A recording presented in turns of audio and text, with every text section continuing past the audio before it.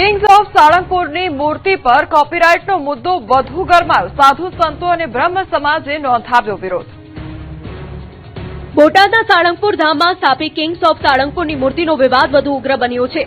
આ મુદ્દે હવે સાધુ સંતો અને બ્રહ્મ સમાજ મેદાને આવ્યા છે। કોપીરાઇટ મુદ્દે મહામંડલેશ્વર અખિલેશ્વર દાસજી મહારાજે કહ્યું કે ભગવાન સૌના હોય, કોઈ સંપ્રદાયના નહીં। તો બીજી તરફ બ્રહ્મ સમાજે પણ આરોપ લગાવ્યો કે કોપીરાઇટથી કરોડો હિન્દુઓની લાગણી દુભાઈ છે। સાથે ચીમકી ઉચ્ચારી છે કે આ મુદ્દે આગામી સમયમાં તેઓ વધુ ઉગ્ર વિરોધ પ્રદર્શિત કરશે। બ્રાહ્મણ ઓર્ગેનાઇઝેશનના ચેરમેન હેમાંગ રાવલે પણ કહ્યું કે ભગવાન પર ભક્તોનો અધિકાર છે, કોઈ ટ્રસ્ટનો એકાધિકાર નથી। મહત્વનું છે કે સાળંગપુર સ્વામિનારાયણ ટ્રસ્ટે કિંગ્સ ઓફ સાળંગપુર માટે કોપીરાઇટ પ્રમાણપત્ર મેળવ્યું છે, જે બાદ વિરોધનો વંટોળ ફૂંકાયો છે। આગામી સમયમાં વિરોધની આગ વધુ ફેલાય તેવી પણ શક્યતા છે। મોંઘવારી મુદ્દે કોંગ્રેસ મેદાને ભરૂચમાં લારી પર એક્ટિવા લઈને નોંધાવ્યો વિરોધ। વધી રહેલી મોંઘવારી મુદ્દે કોંગ્રેસ દેશમાં ઠેર ઠેર વિરોધ પ્રદર્શન કરી રહી છે। રાજ્યમાં પણ અલગ અલગ જિલ્લામાં કોંગ્રેસના નેતાઓ અને કાર્યકર્તા રસ્તા પર ઉતરી રહ્યા છે। પેટ્રોલ ડીઝલના ભાવ સહિત જીવન જરૂરિયાતની વસ્તુઓ અને નીટ પેપર લીક કૌભાંડ મુદ્દે કોંગ્રેસ સવાલ ઉઠાવી રહી છે।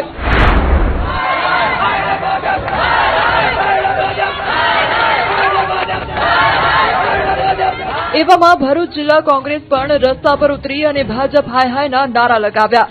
ભરૂચ રેલવે સ્ટેશન પર મોટી સંખ્યામાં કોંગ્રેસના કાર્યકર્તાઓ એકઠા થયા અને વિવિધ પ્રશ્નો મુદ્દે હલ્લાબોલ કર્યો। જિલ્લા કોંગ્રેસ પ્રમુખ રાજેન્દ્રસિંહ રાણાના નેતૃત્વમાં સમગ્ર કાર્યક્રમ યોજાયો। આ દરમિયાન કાર્યકરોએ લારી પર એક્ટિવા મૂકી કાર્યકર્તાઓએ વિરોધ પ્રદર્શન કર્યું। મામલો ઉગ્ર બનતા પોલીસે એક્ટિવા કબજે કરવાનો પ્રયાસ કર્યો। આ દરમિયાન પોલીસ અને કોંગ્રેસના કાર્યકર્તાઓ વચ્ચે ઘર્ષણના દ્રશ્યો સર્જાયા, જે બાદ આ દરમિયાન પોલીસે કેટલાક કાર્યકર્તાઓની અટકાયત કરી। આ ઉપરાંત વિરોધ પ્રદર્શન માટે કોંગ્રેસ મોંઘવારીની જેલની પ્રતિકૃતિ પણ બનાવી હતી। અટકાયત બાદ પણ કોંગ્રેસના આગેવાનોએ જનહિતના પ્રશ્નોને ઉઠાવી લડત ચાલુ રાખવાની ચીમકી ઉચ્ચારી। રાજકોટવાસીને 2 વર્ષથી પડતી હાલાકીનો અંત। કરોડોના ખર્ચે બનેલો સાંઢિયા પુલ ખુલ્લો મુકાયો। રાજકોટ શહેર અને જામનગર તરફથી આવતા જતા વાહન ચાલકોની લાંબી પ્રતીક્ષાનો અંત આવ્યો છે। છેલ્લા 2 વર્ષથી જેની આતુરતાપૂર્વક રાહ જોવાઈ રહી હતી તે નવનિર્મિત 4 લેન સાંઢિયા પુલ હવે ખુલ્લો મૂકી દેવાયો છે। સાંઢિયા પુલ જનતા માટે ખુલ્લો મુકાયો છે। નાયબ મુખ્યમંત્રી હર્ષ સંઘવીએ પુલનું લોકાર્પણ કર્યું હતું। કરોડોના ખર્ચે બનેલા આ બ્રિજનું લોકાર્પણ કર્યા બાદ હર્ષ સંઘવીએ મેયર સહિતના પદાધિકારીઓ સાથે ખુલ્લી જીપમાં સવારી કરી બ્રિજનું નિરીક્ષણ કર્યું હતું। લોકાર્પણ થતાં જ હજારો વાહન ચાલકોને ટ્રાફિકની સમસ્યામાંથી રાહત મળી છે। અંદાજે દરરોજ 70,000 થી 1 લાખ જેટલા વાહનો આ પુલ પરથી પસાર થશે। કુલ 74.32 કરોડ રૂપિયાના ખર્ચે બનેલો આ પુલ છેલ્લા 2 વર્ષથી નિર્માણ હેઠળ હતો। 15 માર્ચ 2024ના રોજ શરૂ થયેલું કામ 13 જૂન 2026ના દિવસે પૂર્ણ થયું છે। 678 મીટર લંબાઈ અને 16.40 મીટર પહોળાઈ ધરાવતો આ પુલ રેલવે ટ્રેક પરથી 6.25 મીટર ઊંચાઈ પર બનાવવામાં આવ્યો છે। નવા 4 લેન બ્રિજનું લોકાર્પણ થતાં લોકોમાં ભારે ઉત્સાહનો માહોલ જોવા મળ્યો હતો। છેલ્લા ઘણા સમયથી લોકોને જે હાલાકી ભોગવવી પડતી હતી તેનો સુખદ અંત આવ્યો છે। સિવિલ હોસ્પિટલથી માધાપર ચોકડી તરફ જતા વાહન ચાલકોને આ બ્રિજનો મોટો લાભ મળશે।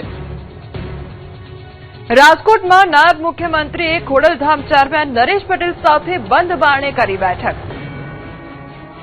જ્યારે નાયબ મુખ્યમંત્રી હર્ષ સંઘવી સાંઢિયા પુલનું લોકાર્પણ કરી સીધા ખોડલધામના ચેરમેન નરેશ પટેલને મળવા પહોંચતા રાજકોટનું રાજકારણ ગરમાયું હતું। 2027 વિધાનસભાની ચૂંટણી પહેલા રાજકોટના નાયબ મુખ્યમંત્રી હર્ષ સંઘવી અને ખોડલધામના ચેરમેન નરેશ પટેલ વચ્ચે થયેલી મુલાકાતે ગુજરાતના રાજકીય વર્તુળોમાં નવી ચર્ચાઓને જન્મ આપ્યો છે। નવા બ્રિજનું લોકાર્પણ કર્યા બાદ રાજકોટના સ્થાનિક ધારાસભ્ય સાંસદો સાથે હર્ષ સંઘવી નરેશ પટેલના નિવાસસ્થાને પહોંચ્યા હતા। તેમના ઘરે બંધ બારણે બંને નેતાઓ વચ્ચે લગભગ અડધો કલાકથી વધુ સમય સુધી ગુફ્તગુ થઈ હતી। બેઠકમાં ધારાસભ્ય રમેશ ટીલાળા, સાંસદ રામ મોકરિયા સહિતના નેતાઓ હાજર રહ્યા હતા। ત્યારે બંને દિગ્ગજોની મુલાકાતને લઈને અનેક પ્રકારની અટકળો ચાલી રહી છે। જો કે ધારાસભ્ય રમેશ ટીલાળાએ આ મુલાકાતને માત્ર શુભેચ્છા મુલાકાત ગણાવી છે, તો ખોડલધામના ચેરમેન નરેશ પટેલે પણ માત્ર સામાજિક ચર્ચાઓ થઈ હોવાનો દાવો કરી તમામ અટકળો પર પૂર્ણવિરામ મૂકી દીધું છે।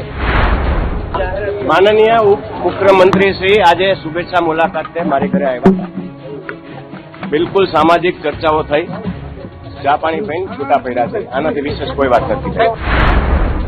પરંતુ મુલાકાત બાદ રાજકીય ગલિયારાઓમાં વિવિધ ચર્ચાઓ કેમ તેજ બની તેની વાત કરીએ તો તાજેતરમાં નરેશ પટેલે ખોડલધામની જવાબદારીઓમાંથી નિવૃત્તિ લેવાની જાહેરાત કરી હોવાને કારણે આ મુલાકાત વધુ મહત્વપૂર્ણ માનવામાં આવી રહી છે. રાજકીય વિશ્લેષકોનું માનવું છે કે 2027ની ચૂંટણી પહેલા રાજ્યમાં નવા રાજકીય સમીકરણો રચાઈ શકે છે.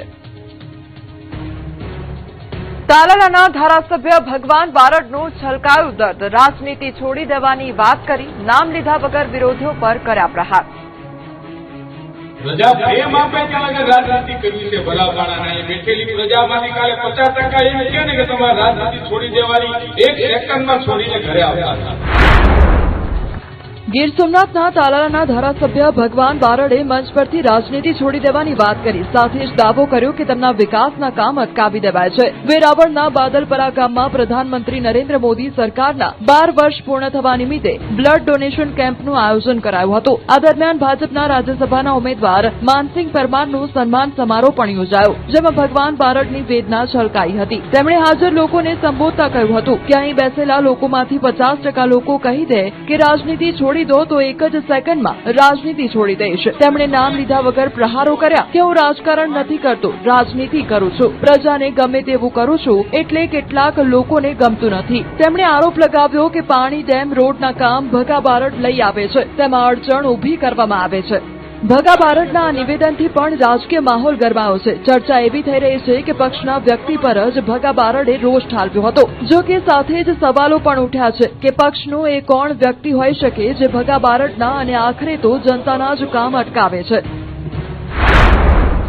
ગોવિંદભાઈ મોટામાં મોટું કઈ વિસ્તાર માટે કામ લઈ આવો તો કે કરવા નથી દેવાનું. કાં તો કે ભગાભાઈ બારડ લઈ આવ્યું છે, ભાઈ પાણીનું હોય, એ ડેમનું હોય, સારા રસ્તાનું હોય. ગોંડલમાં વિઠ્ઠલભાઈ રાદડિયા જૂથ સેવા સહકારી મંડળીની 54મી વાર્ષિક સામાન્ય સભા મળી. રાજકોટના ગોંડલમાં સરદાર વલ્લભભાઈ રોડ પર કૈલાશબાગ સામે આવેલી પટેલવાડી ખાતે વિઠ્ઠલભાઈ રાદડિયા જૂથ સેવા સહકારી મંડળીની 54મી વાર્ષિક સામાન્ય સભા મળી હતી. કાર્યક્રમમાં મુખ્ય અતિથિ તરીકે અલ્પેશ કથિરિયાએ ખાસ હાજરી આપી હતી. સંસ્થાના પ્રમુખ જગદીશભાઈ અને મંત્રી રયાણીભાઈના માર્ગદર્શન હેઠળ યોજાયેલી આ સભામાં સ્વર્ગસ્થ વિઠ્ઠલભાઈ રાદડિયાને નતમસ્તક વંદન કરવામાં આવ્યું હતું.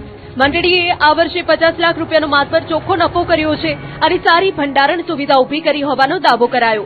સાથે સહકારી ક્ષેત્રને વધુ મજબૂત બનાવવા, ખેડૂતો અને મહિલાઓને આર્થિક રીતે સશક્ત બનાવવા તેમજ વિકસિત ભારત 2047ના સપનાને સાકાર કરવા સહકારી માળખાની ભૂમિકા અંગે વિસ્તૃત ચર્ચા કરવામાં આવી. સુરતનું ભૂતિયા ડિમોલેશન કોર્પોરેશને જ કર્યાનો મંત્રી પ્રફુલ્લ પાનસેરિયાનો ધડાકો, તો એસએમસી કમિશનરને દિલ્હીનું તેડું. સુરતના વેડ રોડ નાસિરનગર વિસ્તારમાં થયેલા વિવાદાસ્પદ અને ગેરકાયદેસર થયેલા ભૂતિયા ડિમોલેશનની જવાબદારી સ્વીકારવા કોઈ તૈયાર નથી. એસએમસીના 4 અધિકારીઓના અલગ અલગ જવાબો સામે આવી રહ્યા છે. તમામ અધિકારીઓ જાણે ડિમોલેશનના વિલનને બચાવવા માંગતા હોય તે રીતે માત્ર તપાસ ચાલતી હોવાનું રટણ રટે છે. ત્યારે આરોગ્ય મંત્રી અને સુરતના ધારાસભ્ય પ્રફુલ્લ પાનસેરિયાએ આ મુદ્દે મોટો ઘટસ્ફોટ કર્યો છે. તેમણે દાવો કર્યો છે કે સુરત મહાનગરપાલિકાએ નીતિ નિયમો મુજબ કાર્યવાહી કરી, કાયદાકીય જોગવાઈઓ મુજબ કાર્યવાહી થઈ રહી છે. ત્યારે સવાલ એ છે કે જો મંત્રીને દબાણ કોણે કર્યું તેની જાણ છે, પરંતુ સ્થાનિક ધારાસભ્યથી લઈને સુરત મનપાના અધિકારીઓ કેમ અજાણ છે? એ ડિમોલેશન એ એક જે તે પ્રાઇવેટ સંસ્થા ન કહી શકે પણ સંસ્થા છે. એસએમસી એટલે municipal corporation, Ahmedabad municipal corporation, Vadodara જે તે દબાણમાં આવતા હોય તે પ્રકારના એના નીતિ નિયમ પ્રમાણે કામગીરી કરતા હશે. બીજી તરફ તપાસ કમિટીની રચના થયાને 70 કલાકથી વધુ સમય થઈ ગયો છે, પરંતુ હજી સુધી કોઈ રિપોર્ટ આવ્યો નથી. મનપાના કાર્યપાલક ઇજનેર જયાંગર રામજીવાલા શંકાના ઘેરામાં છે. રોડ વિભાગના સુજલ પ્રજાપતિની ભૂમિકા પણ શંકામાં છે. આ વિવાદના પડઘા પીએમઓ સુધી પડ્યા છે. મામલો હવે સ્થાનિક કક્ષાએથી નીકળીને દેશના સર્વોચ્ચ વહીવટી કેન્દ્ર સુધી પહોંચી ગયો છે. Surat municipal commissioner M Nagarajan અચાનક જ તમામ સરકારી કાર્યક્રમો પડતા મૂકીને દિલ્હી પહોંચી જતા સચિવાલયથી લઈને મનપાના ગલિયારાઓમાં ફફડાટ વ્યાપી ગયો છે. સૂત્રોના જણાવ્યા અનુસાર દિલ્હીથી સીધું તેડું આવતા કમિશનરને તાબડતોબ દોડવું પડ્યું છે. એસએમસી કમિશનર એન નાગરાજને દિલ્હીનું તેડું આવ્યું છે, તો કમિશનર એન નાગરાજન પાસેથી વિગતો લેવાઈ છે. છે. જવાબદાર અધિકારીઓ સામે તપાસ કરવા જણાવાયું છે. કમિશનર 2 અધિકારીઓ સામે લઈ શકે છે કડક પગલાં. ત્યારે હવે જોવાનું એ રહ્યું કે